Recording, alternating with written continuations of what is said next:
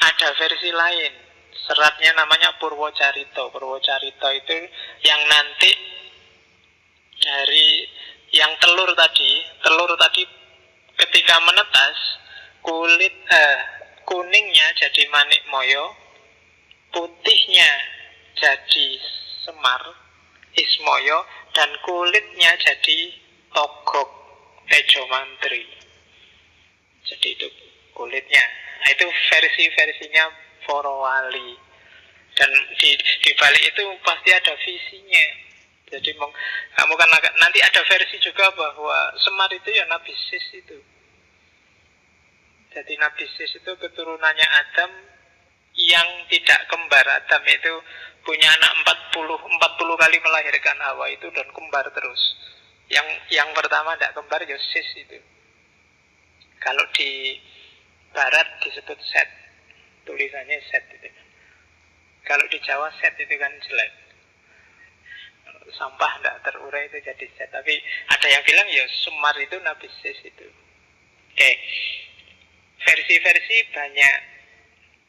Cuma yang jelas sebenarnya orang Jawa menggambarkan Semar itu semacam, kalau bahasaku, kalau kalian menggambarkan Tuhan itu seperti apa dengan segala wataknya, terus gambarin Tuhan itu maha kuasa, maha penyiksa, maha opo, gambarlah. Dalam versinya orang Jawa, gambarnya akan muncul kayak gambari Semar itu. Jadi semacam personifikasi dari pandanganmu tentang Tuhan. Dan bagi orang Jawa kalau digambar seperti apa ya gambarin nanti kayak Semar itu. Itu manusia bukan manusia. Disebut anak kecil juga ndak, orang tua juga ndak. Antara nangis apa ketawa ndak jelas antara. Dan itu Semar. Oke. Kita lihat ya satu-satu pelan-pelan. Saya bilang tadi ada Jawa kuno, ada Hindu, ada Islam. Tiga-tiganya pakai Semar. Nanti kalau kalian yang suka Syekh Siti Jenar, di beberapa suluk disebut di antara yang ditemui oleh Syekh Siti Jenar ketika bedah tanah Jawa itu Semar ini. Ya sebutannya Danghyang, bahasanya orang awam Danyang. Jadi Danghyang Semar, termasuk Wali Songo generasi pertama yang dari Persia, Syekh Muhammad Bakir Al-Farisi, yang oleh orang Jawa dikenal sebagai Syekh Sudakir. Wali generasi pertama yang harus berjuang mati-matian bedah tanah Jawa untuk menyebarkan Islam. Dia juga harus pamit sama danyangnya yang namanya Semar. Oke, jadi danyang itu Danghyang, di situ tak sebut ya. Kalau dang itu semacam kata sandang. Kalau sekarang ada si, ada sang, itu Danghyang. Cuma kata sandang untuk memuliakan dewa atau leluhur. Itu dang, sama kayak sang, sama kayak ra. Makanya kalian sering dengar istilah sang hyang. Ya kan, hyangnya sendiri, hyang itu sesuatu yang disucikan, disakralkan. Jadi sang hyang itu kayak sang suci, dang hyang juga sama kayak sang suci. Jadi hyang itu spiritual, makanya ada kahyangan. Kahyangan itu surga, tempat yang suci, tempatnya orang-orang suci, itu kahyangan. Di Bandung ada Parahyangan. Di Jawa Tengah ada Dihyang. Dihyang itu tempat bersamayamnya dewa-dewa. Terus di lidahmu terus jadi Dihyang. Ketika kamu menyembah, mengabdi pada yang suci, istilahnya sembah yang. Dulu sembahyang itu disanggar, terus sama lidahnya orang Jawa jadi dilanggar. Jadi langgar itu agak pelesetan dari sanggar, bukan langgar bahasa Indonesia. Kamu biasanya kalau guyon kan gitu, Pak, sholat nomor 2 Pak, bisa dilanggar. Langgar itu bukan dilanggar terus kamu tidak sholat, tapi langgar itu dari asal kata sanggar. Karena dulu orang memuja dewanya ada di Sanggar. Dan itu tokohnya adalah Dang Hyang Semar. Nanti di akhir sesi, semoga tidak kesusu-susu, saya ingin menjelaskan sedikit tentang filsafat ketuhanannya Dang Hyang Semar. Karena filsafat ketuhanannya Semar inilah yang memungkinkan orang Jawa dimasuki tradisi agama apapun bisa masuk. Jadi gaya Semar inilah gaya yang apapun tradisi, Hindu masuk ya Hindu, Buddha masuk Buddha, Tantrisme masuk Tantra, dan Islam masuk ya Islam, Kristen masuk juga tidak apa-apa. Dan yang memungkinkan kondisi semacam ini itu sebenarnya filosofi ketuhanan gaya Semar. Bagi yang tertarik Islam Nusantara boleh disambungkan. Islam yang gaya Semar. Tidak ada ya Islam madhab Semar, kamu nanti dimarahin, dianggap aliran sesat lagi. Tambah satu lagi alirannya, Islam madhab Semar. Padahal itu dipakai oleh para wali, ideologi, dan beberapa tokoh sufi juga sebenarnya ajarannya mirip-mirip aja sama Dang Hyang Semar. Terus nanti Hindu masuk. Hindu yang masuk ini nanti, ketika Hindu masuk, ada semacam adaptasi, dikesankan bahwa Semar ini mengejawantah apa, menitis pada tokoh namanya Resi Agastya. Sebenarnya mungkin bukan nitis ya, karena Resi Agastya ini resi yang Siwa, alirannya Siwa yang dari India, yang memang dia dakwah kemana-mana sampai masuk ke Nusantara. Dan orang Jawa menyebut, yang sudah Hindu zaman itu menyebut, ya Resi Agastya itu Semar. Itu yang digambar itu patungnya. Jadi ya memang sosoknya agak mirip, perutnya agak buncit. Orang-orang sufi, orang-orang India yang Brahmana kan kadang-kadang gambarnya memang perutnya buncit. Ada pandangan bahwa kamu jangan minder kalau perutmu buncit. Justru buncit itu menunjukkan kamu sehat. Kamu carilah bayi yang perutnya six pack, tidak ada. Ya kan? Bayi yang sehat itu perutnya agak jendil sedikit, justru itu sehat. Katanya gitu nih, aku ya nggak ngerti. Perutku ya nggak tahu six pack apa 12 pack, aku nggak ngerti. Yang penting jangan keluwen gitu aja ya, urusan perut. Nah, Resi Agastya ini salah seorang resi besar zaman itu yang antara lain dia masuk ke Jawa. Dan bagi orang Hindu zaman itu, dia dianggap, yo ini Semar itu.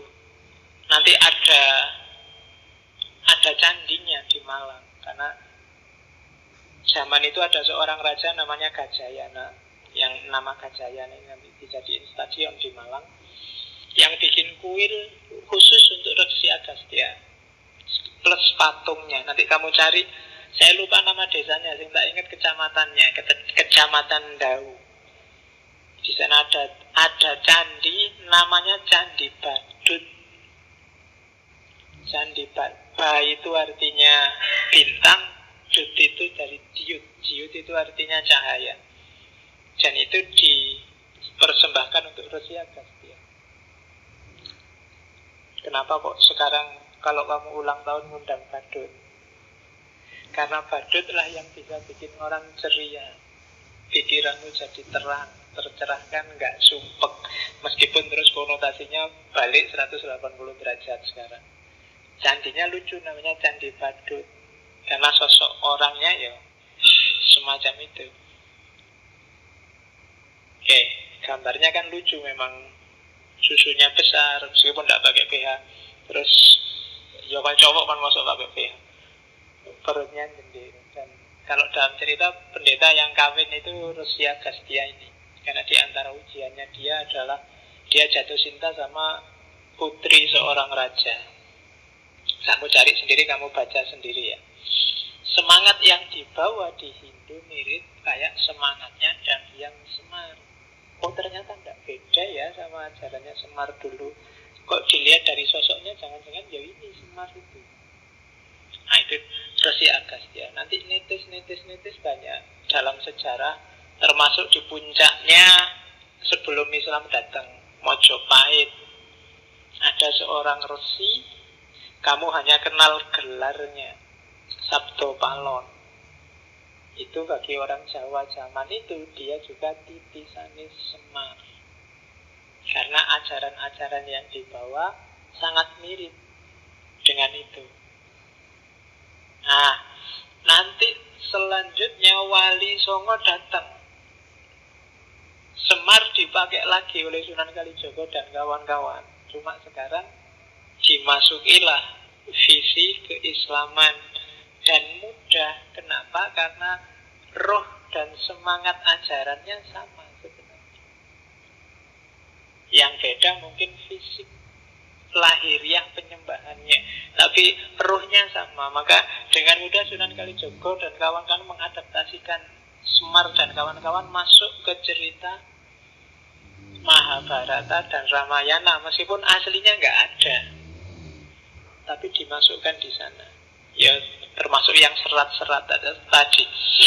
Serat pertama sebenarnya yang cerita tentang Semar itu ada serat namanya Serat Sudomolo. Serat Sudomolo ini cerita yang nanti melahirkan tradisi ruwatan. Yo, kamu cari sendiri isinya. Di situ nanti Semar muncul sebagai yang momong Sadewo. Sadewo itu Pendowo yang paling ragil. Yang dia ini nanti yang satu-satunya yang bisa membebaskan Betari Durga dari kutukannya. Betari Durga itu awalnya istrinya Betara Guru, cuma karena dimarahi oleh Betara Guru karena diajak main tidak mau. Jadi suatu ketika jalan-jalan di atas laut, Betara Guru, ya istrinya sih, namanya Dewi Umo. Dewi Umo ini ya karena cakep, pas jalan-jalan Betara Guru ingin ngajak itu. Kamu ngerti itu ya? Ya, karena ingin ngajak, cuma Dewi Umo tidak mau, di luar di atas laut ya malu tuh ya. Nah, terus saking nafsunya sampai air maninya Betara Guru netes ke laut. Dan dari situ nanti lahir namanya Betara Kala. Nah, terus Betari Uma ini yang menolak dimarahi sama Betara Guru, terus dikutuk jadi raksasa perempuan namanya Betari Durga. Nanti dia kalau di wayang punya keraton namanya Gondomaye. Dan yang bisa membebaskan dia dari kutukannya itu ya Betari Durga, si Sadewo ini. Cuma kan nggak gampang untuk bebas dari kutukan. Yang ngawal, yang ngasih nasihat terus menerus ini Semar. Dari situ nanti lahir ruwatan. Biasanya ceritanya ya cerita ini kalau wayang ruwatan. Nggak boleh sembarangan, ada tradisi sakralnya. Sebenarnya banyak makna-makna simbolik. Ya kapan-kapan kalau ada sesi lowong kita belajar filsafat wayang. Karena filosofinya lumayan. Cuma kapan-kapan saja. Hari ini kita kenal Semarnya dulu. Kita kenal, saya bilang kita masuk ke pinggir-pinggir, nyari bungkus-bungkusnya dulu. Ada apa yang kita bisa ambil dari Semar. Oke, dimulai biar banyak hikmahnya. Dongengnya kapan-kapan atau kalian baca sendiri ceritanya. Boleh tak cerita gitu kok.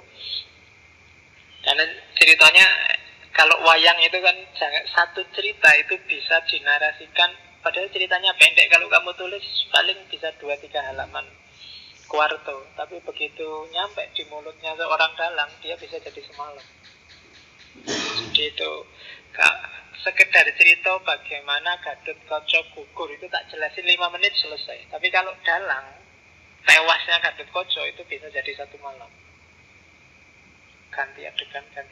Dan itu tidak sembarangan. Jadi dalang termasuk kesenian yang tidak bisa dipelajari, butuh bakat dan tirakat. Tidak semata-mata kamu hafal dialognya kayak sinetron atau kayak film. Hafal dialog aja nggak cukup, ngerti cerita aja nggak cukup. Oke, itu kalau bahasanya Syed Hussein Nasr itu semacam seni sakral yang nggak sembarangan orang bisa. Oke, kita lanjutkan. Kita selusuri dikit-dikit ada filosofi apa yang mungkin berguna untuk hidup kita dari si Semar ini. Saya bilang tadi, Semar adalah narasi, adalah deskripsi orang Jawa tentang seperti apa sih ketuhanan dan kebertuhanan itu. Kita awali dari namanya, Semar. Yes, sebenarnya kata-katanya jelas dari kata-kata samar. Nama aslinya kan Ismoyo, karena memang dia Maya. Bandingkan dengan Betoro Guru.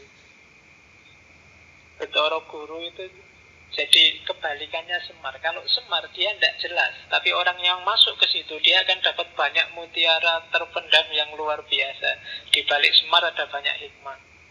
Kebalikannya Betoro Guru. Kalau Betoro Guru saudaranya itu kan gelarnya Manik Moyo. Manik Moyo, manik itu mutiara, cuma dia manik yang moyo. Dari luar kelihatan mutiara, tapi kalau diselami sebenarnya nggak ada apa-apanya, dia hanya formalitas. Maka kalau sedang gegeran, Betoro Guru akan kalah kalau Semar sudah marah. Jadi karena memang levelnya beda. Semar ini misterius. Kalau Betoro Guru itu jelas, tegas. ABC-nya kelihatan, mana halal, mana haram jelas. Tapi kalau Semar ini misterius. Misterius itu kan lebih menarik daripada yang jelas dan tegas. Oke, kamu juga gitu. Jangan jadi orang yang gampang ditebak. Rodok misterius sedikit-sedikit. Kalau orang gampang ditebak itu cepat selesai. Pacarmu juga cepat bosan. Jangan mau gampang ditebak. Kalau hati-hati loh, pacarmu selingkuh. Malah tenang aja, nggak mungkin selingkuh. Aku sudah ngerti A sampai Z dia, itu nggak enak. Orang dikejar-kejar itu karena misterius. Begitu kamu selesai dan nggak misterius, nggak ada orang ngejar-ngejar kamu. Sudah jelas. Oke, Semar, Maya, jadi Ismoyo. Orang selalu nebaknya salah kalau berhadapan dengan Semar. Dianggap A ternyata B, dianggap ketawa ternyata nangis, dianggap berdiri ternyata duduk, dianggap seneng ternyata susah, dianggap. Jadi Maya. Oke, itu dari sisi sosok dia. Tapi dari sisi fungsinya dia sering disebut Bodronoyo. Bodronoyo, Ki Lurah Bodronoyo. Saya lupa, di Facebook kelihatannya banyak yang pakai nama Bodronoyo. Meskipun ngerti karepe apa ndak, aku ya ora paham. Jadi Bodronoyo itu dari kata-kata bodro, bebodro. Bebodro itu membangun dari bawah, dari pondasi. Kalau noyo kebalikannya, utusan dari atas. Jadi Semar adalah sosok yang dari atas ke bawah sekaligus dari bawah ke atas. Dia membangun dunia, tapi hakikatnya dia bukan orang bawah, tapi orang atas. Jadi dia ini utusan sekaligus orang biasa. Dia ini berusaha sendiri sekaligus dibantu dari atas. Makanya Semar Bodronoyo. Dan tidak mudah jadi semacam ini. Orang biasanya salah satu, kalau kiai-kiai, para ulama, para wali itu biasanya noyo. Noyo kok dia dapat ilham, dapat wangsit dari atas terus jadi. Atau kayak kita yang awam itu biasanya bodro. Kita dari bawah, belajar sendiri, nyari hikmah sendiri, sinau sendiri. Tapi kalau Semar dua-duanya. Dalam banyak cerita bahkan Semar nantang kahyangan. Itu kan nantang yang atas. Namanya akan disebut Semar Gugat. Jadi Semar Gugat itu Semar tidak terima kalau ada skenario dari para pimpinan dalam tanda petik termasuk Betoro Guru yang di kahyangan yang tidak adil. Kalau dia sudah merasa semacam itu, biasanya terus dia melakukan gugat. Kalau Semar sudah gugat, nggak ada yang berani ngelawan. Dan itu biasanya personifikasi terus sama orang-orang sering ditafsirkan kalau ada rakyat marah dan demo, itu versi Semar yang gugat, orang kecil yang marah. Tapi sebenarnya Semar nggak sekedar orang kecil, dia orang kecil sekaligus orang besar. Dia dari bawah sekaligus dari atas. Itu filosofi namanya Semar. Dan sampai di level ini sebenarnya ini sudah kecanggihan ramuannya para wali. untuk menyatukan di satu sosok sekaligus seorang filosof sekaligus seorang wali. Itu agak berat. Bodronoyo. Kalau dalam tradisi Persia kan ada beberapa filosof yang sekaligus wali. Filosof ketika berhadapan dengan manusia di hadapan Allah dia seorang wali. Ya mungkin kenal model-model Ibnu Arabi, Jalaluddin Rumi dan kawan-kawan. Itu bisa digelari Bodronoyo. Dari bawah ke atas sekaligus dari atas ke bawah. Dan itu seperti apa hakikatnya pasti misterius, susah ditebak, makanya digelari Semar. Di luar dua nama ini dia punya puluhan nama sesuai cerita masing-masing. Setiap cerita kadang-kadang ada namanya sendiri. Tapi yang utama ini Semar dan Bodronoyo. Oke, itu dari segi nama. Sekarang dari segi fisik.